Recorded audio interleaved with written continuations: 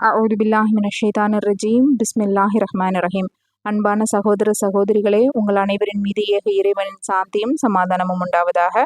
அஸ்ஸலாமு அலைக்கும் வரஹ்மத்துல்லாஹி பரகாத்துஹு. இன்னைக்கு நம்ம வீடியோவில் தினமொரு துவா மனனம் செய்வோம் பகுதி தான் பார்க்க போகிறோம்.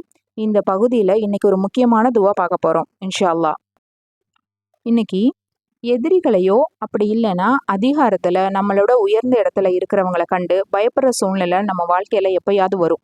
அப்படி ஒரு சூழ்நிலை வரும்போது அல்லாஹ்விடத்துல எந்த மாதிரி ஒரு துவா செய்யணும், நம்மளுக்கு ஒரு தைரியம் கொடுக்கறதுக்காக நம்மளுடைய பொறுப்புகளை ஒப்படைக்கிற மாதிரி அல்லாஹ் கிட்ட என்ன துவா செஞ்சுட்டு போகணுங்கிறத இன்னைக்கு வீடியோவில் பார்க்கலாம் இன்ஷா அல்லாஹ். வாங்க வீடியோக்குள்ளே போகலாம்.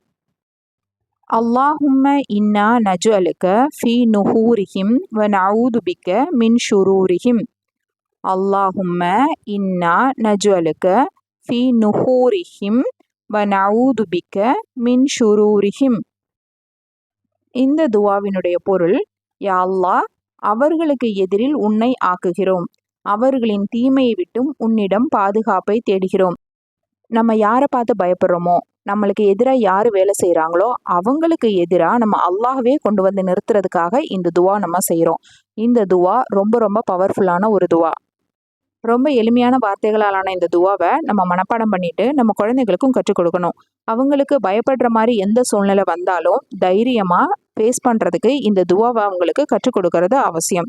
இதே மாதிரி சந்தர்ப்பங்களில் ஓதக்கூடிய இன்னொரு துவா பார்க்கலாம். இது நமக்கு எல்லாருக்குமே தெரிஞ்ச துவா தான். ஹஸ்புன் அல்லாஹு வ நிஅமல் வக்கீல்.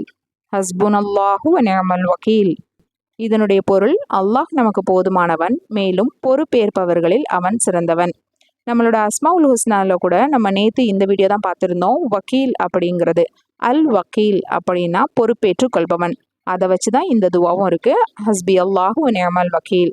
இந்த துவாவை ஒவ்வொரு சந்தர்ப்பங்களையுமே நம்ம சொல்லலாம்.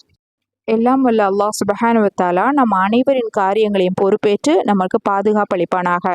ஆமீன். அஸ்ஸலாமு அலைக்கும் வரஹ்மத்துல்லாஹி பரகாத்துஹு.